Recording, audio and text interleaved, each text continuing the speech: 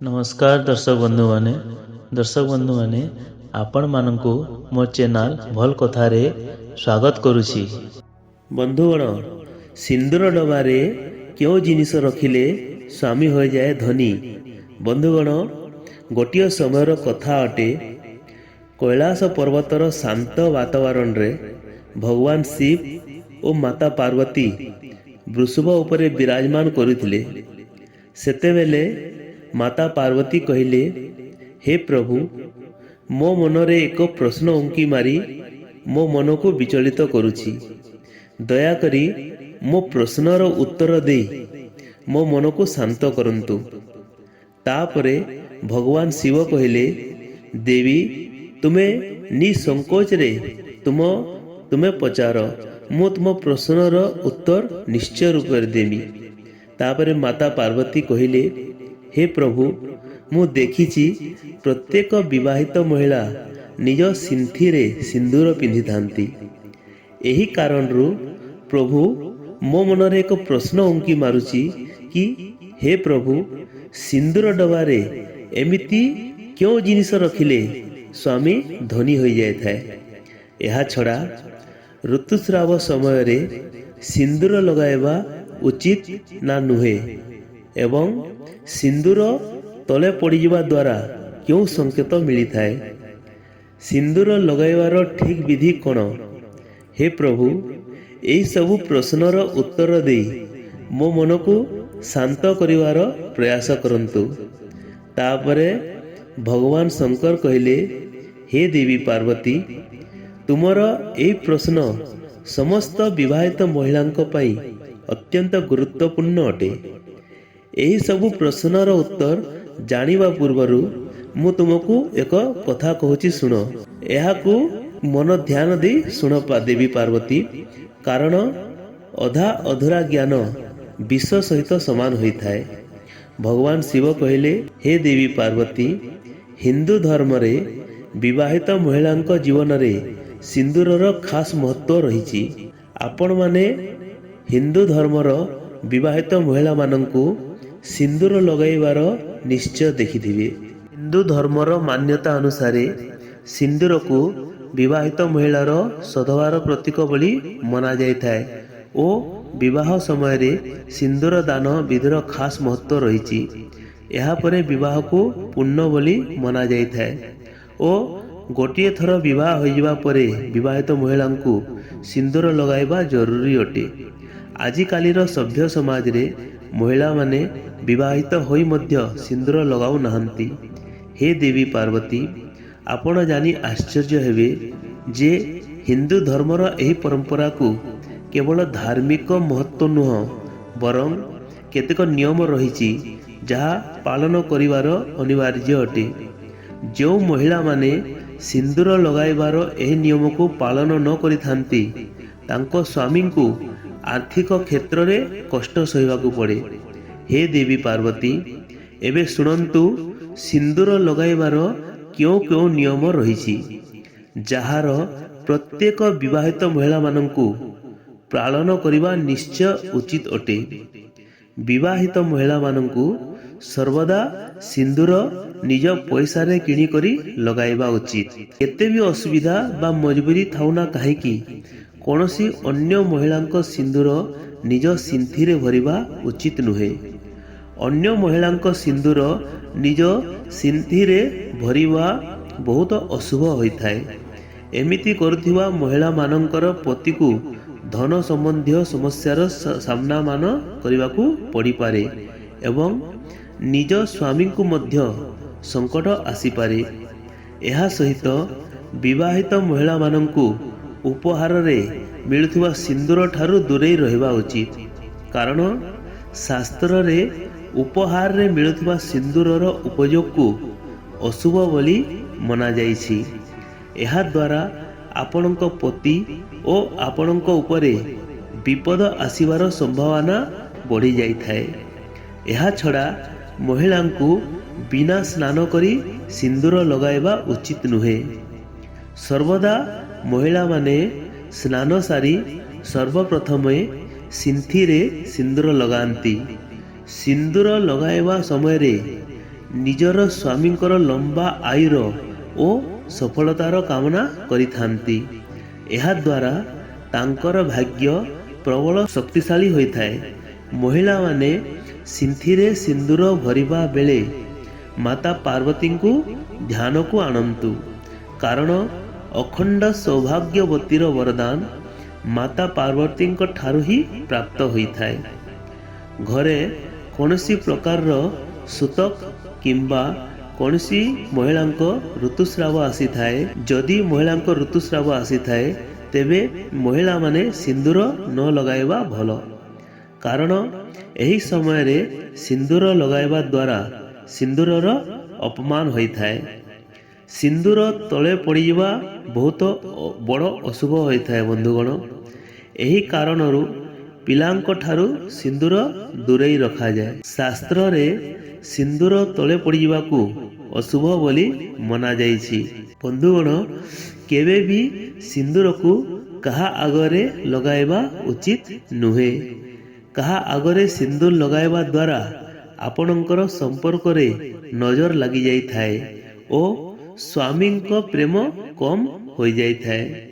ତାପରେ ଆଗକୁ ଭଗବାନ ଶଙ୍କର କୁହନ୍ତି, ହେ ଦେବୀ ପାର୍ବତୀ, ମହିଳାମାନେ ନିଜ ସିନ୍ଥିରେ ସିନ୍ଦୁର ଭରିବା ପାଇଁ ସର୍ବଦା ଶୁଖିଲା ସିନ୍ଦୁର ବ୍ୟବହାର କରିବା ଉଚିତ। ମହିଳାମାନେ ସିନ୍ଦୁର ଲଗାଇଲା ବେଳେ ଯଦି ମଥାରେ ସିନ୍ଦୁର ପଡ଼ିଯାଏ ତେବେ ଶାସ୍ତ୍ରରେ ଏହାକୁ ବହୁତ ଶୁଭ ବୋଲି ମନାଯାଇଥାଏ। ଏହାର ଅର୍ଥ ଆପଣଙ୍କ ସ୍ୱାମୀ ଆପଣଙ୍କୁ ଅଧିକ ପ୍ରେମ କରିଥାନ୍ତି।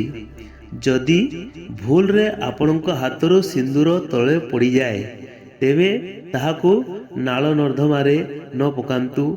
ଏହାଦ୍ୱାରା ସିନ୍ଦୁରର ଅପମାନ ହୋଇଥାଏ। ପ୍ରଥମେ ଆପଣ ମା ପାର୍ବତୀଙ୍କୁ କ୍ଷମା ମାଗନ୍ତୁ, କାରଣ ସିନ୍ଦୁର ତଳେ ପଡ଼ିଯିବା ଶୁଭ ହୋଇନଥାଏ। ଯଦି ଆପଣ ମା ପାର୍ବତୀଙ୍କୁ ହାତ ଯୋଡ଼ି କ୍ଷମା ମାଗନ୍ତି ତେବେ ଏହାଦ୍ୱାରା ଅଧିକାଂଶ ଅଶୁଭ ପ୍ରଭାବ ଚାଲିଯାଇଥାଏ। ଏହାପରେ ସିନ୍ଦୁରକୁ ଏକାଠି କରି ସିନ୍ଥିରେ ଲଗାଇ କୌଣସି ଗଛ ତଳେ ରଖିଦିଅନ୍ତୁ। ଶାସ୍ତ୍ର ଅନୁସାରେ ଯେଉଁ ସ୍ତ୍ରୀ ନିଜ ସିନ୍ଦୁରକୁ କେଶ ତଳେ ଲୁଚାଇ ଦେଇଥାଏ ତେବେ ତାର ପତିକୁ ସମାଜରେ ମାନ ସମ୍ମାନ ମିଳିନଥାଏ। ତାର ପତି ଯେତେ ଉଚ୍ଚତମ ଶୀର୍ଷତାକୁ ଛୁଇଁବାକୁ ଚାହେଁ ସେହି ପର୍ଯ୍ୟନ୍ତ ପହଞ୍ଚି ପାରିନଥାଏ, ସର୍ବଦା ଅସଫଳ ହୋଇଥାଏ।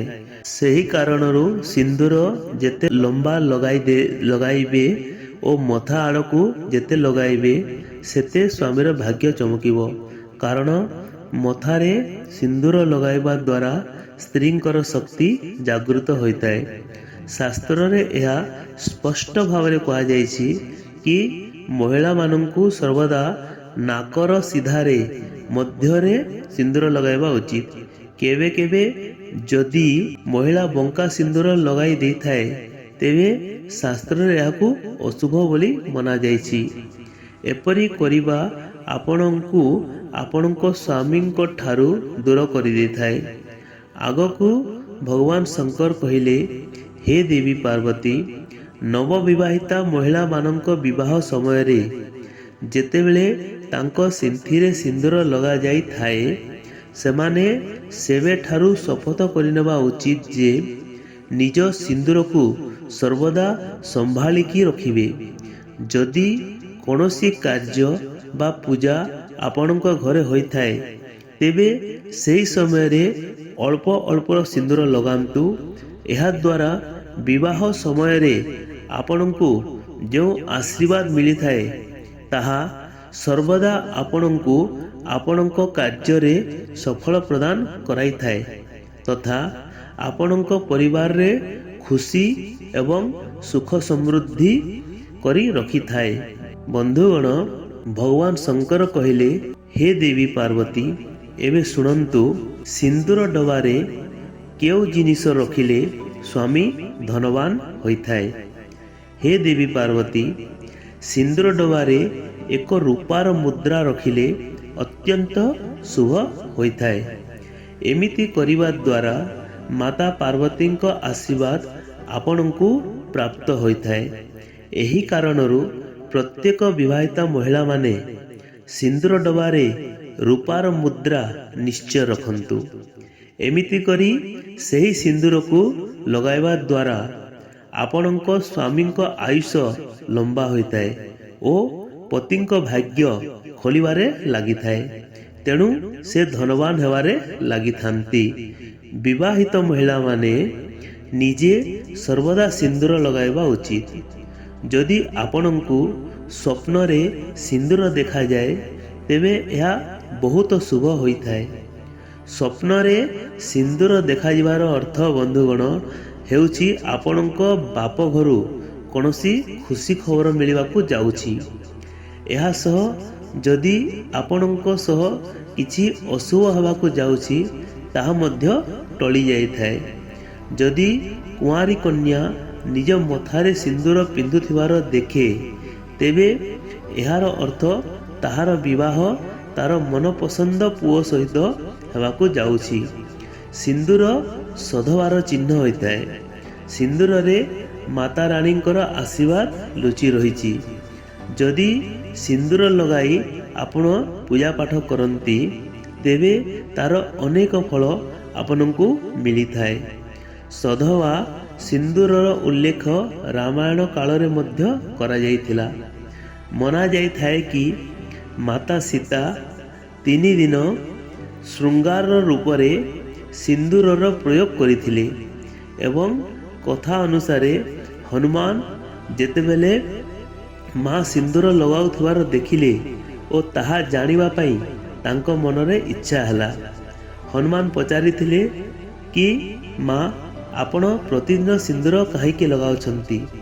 ମାତା ସୀତା କହିଲେ କି ସେ ଭଗବାନ ରାମଙ୍କର ଲମ୍ବା ଆୟୁ ପାଇଁ ସିନ୍ଥିରେ ସିନ୍ଦୁର ଲଗାଉଛନ୍ତି ଏବଂ ଏଥିରେ ଭଗବାନ ରାମଚନ୍ଦ୍ର ପ୍ରସନ୍ନ ହୋଇଥାନ୍ତି। ଭଗବାନ ରାମଚନ୍ଦ୍ରଙ୍କର ଅନନ୍ୟ ଭକ୍ତ ହନୁମାନ ନିଜ ପ୍ରଭୁ ରାମଚନ୍ଦ୍ରଙ୍କୁ ପ୍ରସନ୍ନ କରିବା ପାଇଁ ପୁରା ଶରୀରରେ ସିନ୍ଦୁରର ଲେପ ଲଗାଇଲେ। ଭଗବାନ ଶିବ କହିଲେ, ହେ ଦେବୀ ପାର୍ବତୀ, ଏବେ ଶୁଣ, ସିନ୍ଦୁର ଲଗାଇବାର ଠିକ୍ ବିଧି କ'ଣ ଅଛି। ବିବାହିତ ମହିଳାମାନେ ସିନ୍ଦୁର ଲଗାଇବା ବେଳେ ତାଙ୍କର ମୁଖ ଉତ୍ତର କିମ୍ବା ପୂର୍ବ ଦିଗ ହେବା ଉଚିତ। ଏହା ସହିତ ଐଶାନ୍ୟ କୋଣ ମଧ୍ୟ ଏହା ପାଇଁ ଶୁଭ ଅଟେ। ବାସ୍ତୁଶାସ୍ତ୍ର ଅନୁସାରେ ଉତ୍ତର ପୂର୍ବ ଦିଗରେ ଭଗବାନଙ୍କର ବାସ ହୋଇଥାଏ। ଏହି ଦିଗ ଆଡ଼କୁ ମୁହଁ କରି ସିନ୍ଦୁର ଲଗାଇବା ଦ୍ୱାରା ଈଶ୍ୱରଙ୍କର ଆଶୀର୍ବାଦ ପ୍ରାପ୍ତ ହୋଇଥାଏ। ବନ୍ଧୁଗଣ, ଧାର୍ମିକ ମାନ୍ୟତା ଅନୁସାରେ ଠିଆ ହୋଇ ବିବାହିତ ମହିଳାଙ୍କୁ ସିନ୍ଦୁର ଲଗାଇବା ଉଚିତ ନୁହେଁ ଏବଂ ମୁଣ୍ଡ ନୁଆଇ ସିନ୍ଦୁର ଲଗାଇବା ଉଚିତ, ଯାହାଦ୍ୱାରା ଏହାର ଶୁଭ ଫଳ ପ୍ରାପ୍ତ ହୋଇଥାଏ। ଏପରି କରିବା ଦ୍ୱାରା ଘରେ ସୁଖ ଶାନ୍ତି ଲାଗିଥାଏ ଏବଂ ପତିଙ୍କ ଆୟୁ ଲମ୍ବା ହୋଇଥାଏ। ସୂର୍ଯ୍ୟାସ୍ତ ପରେ ସୂର୍ଯ୍ୟଙ୍କ ପ୍ରଭାବ କମ ହୋଇଯାଇଥାଏ ଓ ଚନ୍ଦ୍ରର ପ୍ରଭାବ ବୃଦ୍ଧି ପାଇଥାଏ। ତେଣୁ ଆପଣ ସୂର୍ଯ୍ୟ ଉଦୟ ପରେ ଯେକୌଣସି ସମୟରେ ସିନ୍ଦୁର ଲଗାଇ ପାରିବେ, କିନ୍ତୁ ସୂର୍ଯ୍ୟାସ୍ତ ପରେ ସିନ୍ଦୁର ଲଗାଇବାକୁ ଅଶୁଭ ମନାଯାଇଥାଏ। ନାକ ଉପରେ ସିନ୍ଦୁର ପଡ଼ିବା, ଖାସ୍ କରି ବିବାହ ସମୟରେ ସିନ୍ଦୁର ପଡ଼ିବା ଅତ୍ୟନ୍ତ ଶୁଭ ହୋଇଥାଏ। ଏହାଦ୍ୱାରା ପତି ପତ୍ନୀଙ୍କ ମଧ୍ୟରେ ପ୍ରେମ ସମ୍ପର୍କ ବଢ଼ିଥାଏ। ଏହାଦ୍ୱାରା ପତିର ଆୟୁଷ ଲମ୍ବା ହୋଇଥାଏ। ଏହା ମଧ୍ୟ ମନାଯାଇଥାଏ କି ନାକ ଉପରେ ସିନ୍ଦୁର ପଡ଼ିବା ଦ୍ୱାରା ମାତା ଲକ୍ଷ୍ମୀଙ୍କର ଆଶୀର୍ବାଦ ପ୍ରାପ୍ତ ହୋଇଥାଏ। ଜ୍ୟୋତିଷ ଶାସ୍ତ୍ର ଅନୁସାରେ ବିବାହିତ ମହିଳାମାନେ ଯଦି ସିନ୍ଦୁର ଲଗାଇବା ବେଳେ ଏହା ମଥା ଉପରେ ପଡ଼ିଯାଇଥାଏ ତେବେ ଏହା ବହୁତ ଶୁଭ ହୋଇଥାଏ। ଏହି କଥାର ସଂକେତ କି ଆପଣଙ୍କୁ ଆପଣଙ୍କ ପତିଠାରୁ ଅଧିକ ପ୍ରେମ ଓ ଭଲ ପାଇବା ମିଳିବାକୁ ଯାଉଛି। ବେକରେ ସିନ୍ଦୁର ଲଗାଇବା ଦ୍ୱାରା ଈଶ୍ୱରଙ୍କ ଆଡ଼କୁ ମନ କେନ୍ଦ୍ରିତ ହୋଇ ରହିଥାଏ। ଏହାଦ୍ୱାରା ବ୍ୟକ୍ତିର ମନରେ ସକାରାତ୍ମକ ଉର୍ଜାର ସଞ୍ଚାର ହୋଇଥାଏ। ତାପରେ ଭଗବାନ ଶିବ କହିଲେ, ହେ ଦେବୀ ପାର୍ବତୀ, ଆଶା କରୁଛି ଏହି କଥା ମାଧ୍ୟମରେ ତୁମକୁ ତୁମ ପ୍ରଶ୍ନର ଉତ୍ତର ଅବଶ୍ୟ ମିଳିଯାଇଥିବ।